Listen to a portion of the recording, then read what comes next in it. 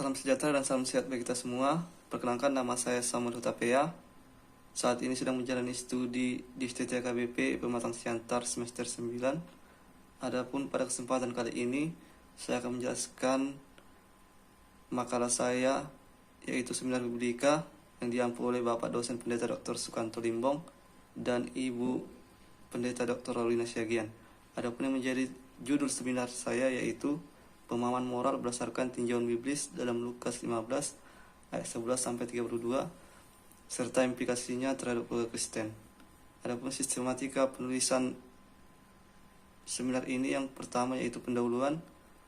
Pada poin yang pertama, latar belakang, yaitu pemahaman moral yang baik tentunya menjadi suatu kebutuhan bagi setiap orang percaya, terkhususnya bagi keluarga Kristen.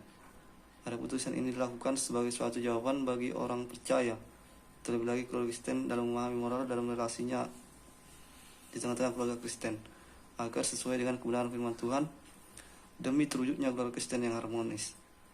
Adapun yang menjadi judul perikop dalam seminar ini yaitu perumpamaan tentang anak yang hilang, yang terdapat dalam Lukas 15 ayat 11 sampai 32, di mana Yesus menceritakan sebuah perumpamaan kisah untuk mengajar para pendengarnya bagaimana karakter Allah yang digambarkan sebagai Bapa dan karakter manusia yang digambarkan melalui peran anak dalam cerita ini. Sehingga melalui pendahuluan ini penulis memiliki asumsi awal di mana pemahaman besar moral yang terdapat dalam teks Lukas 15 ayat 11 sampai 32 di dalam keluarga Kristen pada masa postmodern saat ini sering terjadi pertikaian, baik dari perspektif orang tua maupun dalam perspektif anak yang terkadang melakukan kesalahan di tengah-tengah keluarga, sehingga sulit untuk diterima, dimaafkan oleh anggota keluarga ataupun orang tua. Oleh sebab itu, tidak jarang keluarga Kristen saat ini mengalami perpecahan atau biasa juga disebut dengan broken home karena kurangnya pemahaman moral yang mengandung kebenaran akan firman Tuhan. Oleh sebab itu, penulis memilih beberapa rumusan masalah yang hendak dikaji dalam tulisan ini, yakni yang pertama, apa yang menjadi pesan moral berdasarkan kisah perumpamaan yang disampaikan Yesus dalam teks Lukas 15 ayat yang ke-11 sampai 32. Yang kedua, mengapa pemahaman moral perlu diajarkan kepada keluarga Kristen baik bagi orang tua dan anak. Yang ketiga, bagaimana implikasi pesan moral yang disampaikan dalam perumpamaan anak yang hilang diterapkan dalam keluarga Kristen. Adapun metode yang digunakan dalam tulisan ini yaitu penulis menggunakan metode research literatur, di mana penulis memakai sumber-sumber buku dan jurnal yang berhubungan dengan karya ilmiah penulis, dengan tujuan penulisan seminar ini dapat bermanfaat untuk diterapkan di dalam kehidupan masa kini dan masa yang akan datang. Penulis pun menggunakan analisis naratif untuk melakukan pendekatan terhadap teks dengan menggunakan kategori-kategori struktur penyusun suatu kisah, seperti plot, narator, tokoh, pembaca, sudut pandang, waktu, dan tempat.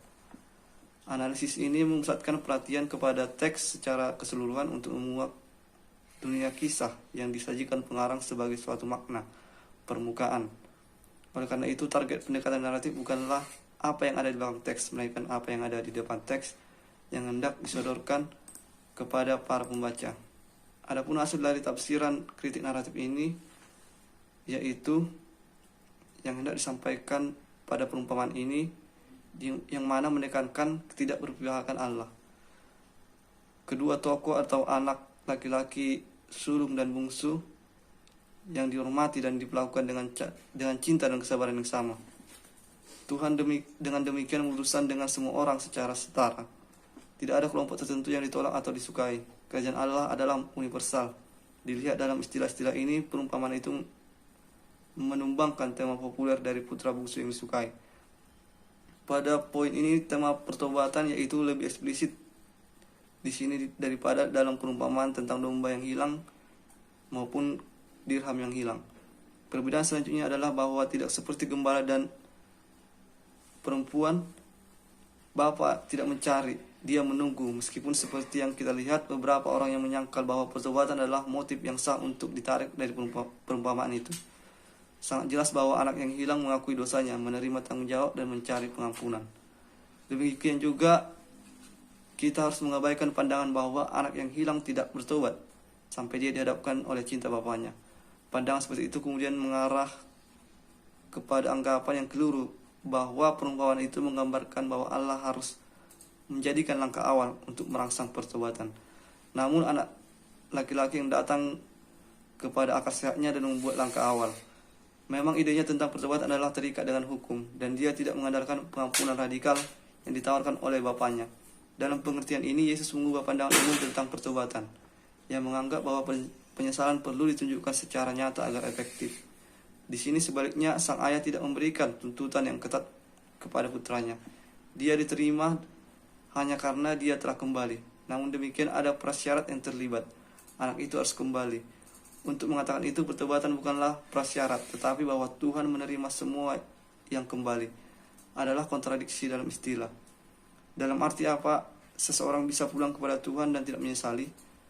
Mengikuti alur pemikiran Bailey, Tuhan menerima mereka yang tidak benar-benar bertobat, tetapi bertindak karena motif yang murni egois. Tidak hanya itu, arti secara resmi dikenakan pada perumpamaan itu bertentangan dengan seluruh wahyu Alkitabiah. Memang seperti yang dinyatakan di atas, 3 perumpamaan dari Lukas 15 menangkap dengan sangat baik ketegangan Alkitabiah antara kedaulatan ilahi dan kehendak bebas manusia. Bahwa perumpamaan itu tidak menyebutkan secara eksplisit tentang penebusan bukanlah suatu masalah. Tujuan dari cerita ini bukanlah untuk memberikan ringkasan dari semua teologi Kristen, tetapi untuk menyoroti 1 atau 2 aspek dari hubungan Allah ke dunia.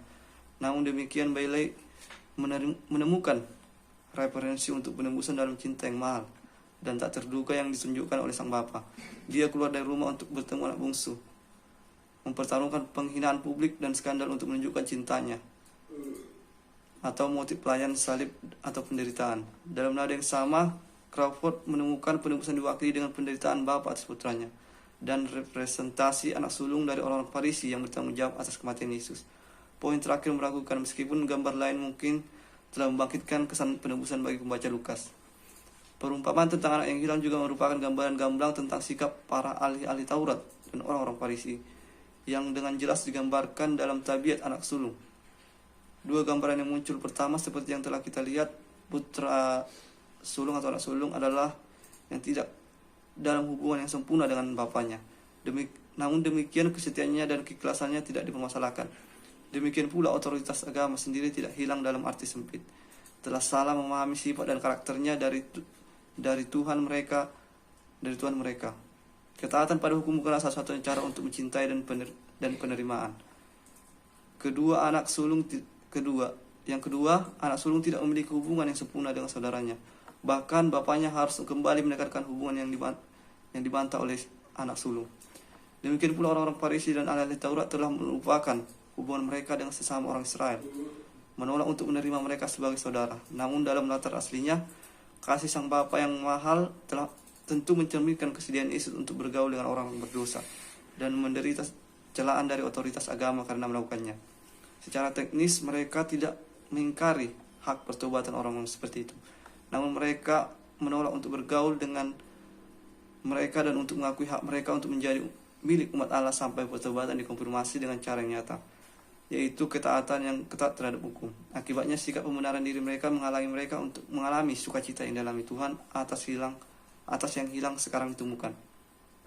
Adapun yang menjadi implementasi pada perikop teks ini, yaitu hendak menunjukkan suatu pesan moral yang diajarkan oleh anak yang hilang itu adalah bahwa seorang pendosa atau orang berdosa yang telah hilang, yang menjalani kehidupan yang sangat berdosa, dapat dan akan menjadi diterima oleh Tuhan atau diwakili oleh Bapa melalui pertobatan dan rekonsiliasi. Realitas seperti peristiwa kisah di atas juga terjadi di tengah-tengah keluarga Kristen. Namun ada beberapa pesan moral yang tersirat dari karakter perikop di atas yang menjadi representasi di tengah-tengah keluarga Kristen, yakni karakter Bapa atau representasi orang tua di tengah-tengah keluarga Kristen. Pesan moral yang sang Bapa terletak pada representasinya sebagai Bapa surgawi dan keinginan Bapa untuk mengampuni dosa dan menyambut orang berdosa kembali ke dalam kerajaannya melalui kasih karunia-Nya. Di sini Yesus menjawab tuduhan orang Farisi pada pasal 15 ayat yang kedua. Sang bapa menunggu putranya kembali dan kemudian ketika dia melihatnya berlari ke arahnya, memeluk dan mencium putranya. Ayat 20.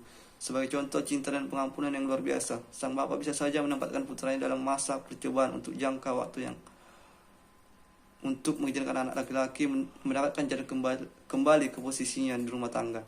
Tapi bukan itu cara anugerah Allah bekerja. Melalui peran Bapa, demikian juga aplikasi bagi orang tua di tengah-tengah keluarga yang mau memaafkan, menerima kembali anggota keluarga atau anaknya, seperti Yesus mengajarkan kerelaan Allah untuk mengampuni orang berdosa yang tidak patuh. Rindu melihat mereka bertobat dan bersuka cita ketika mereka melakukannya.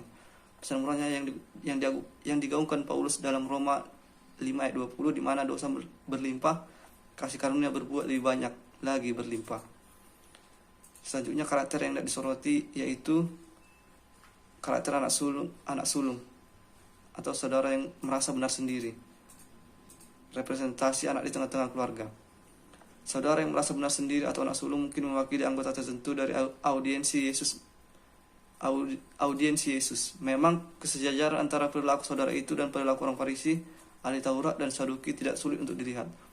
Dia membanggakan dirinya atas ketaatannya dan kedekatannya yang dirasakan dengan Bapa, tetapi tidak melihat kesadaran akan dosanya sendiri, tidak melihat perlunya pertobatan, dan tidak peduli akan kehilangan orang berdosa. Karena itu ia tidak bersuka cita ketika anak yang hilang atau anak bungsu itu kembali ke rumah. Ayat 28. Hati anak yang merasa benar sendiri terungkap dalam ayat 29, seperti yang kita lihat bahwa motivasi sebenarnya dibaliknya ketaatan itu egois dan bukan karena cinta. Dosa-dosa yang tidak terlihat secara lahiriah seperti dosa adik laki-lakinya atau anak bungsu, tetapi lebih banyak dosa di dalam hati, seperti memiliki sifat kritis dan tidak penyayang, semangat, kesombongan, dan keengganan untuk memaafkan. Dia mengklaim kepatuhan dan kesamaan dengan ayah, tetapi tidak berbagi cinta Bapa untuk anak yang hilang, pencariannya atau kegembiraannya ketika anak ditemukan. Pesan moral yang jelas dengan menempatkan anak dalam cahaya yang tidak menguntungkan, sikapnya dikutuk. Jika anak tersebut yang merasa benar sendiri mewakili anggota audiensi Yesus, maka mereka sikap moral yang juga yang dikutuk. Melalui pemahaman akal moral di atas, hendaknya dipahami sesuai dengan kebenaran firman Tuhan, baik dari perspektif orang tua maupun anak. Seluruh anggota keluarga terlibat untuk memahami pesan moral serta menerapkannya dalam kehidupannya demi terwujudnya keluarga yang harmonis, keluarga yang benar dan sejati di hadapan Tuhan Yesus Kristus.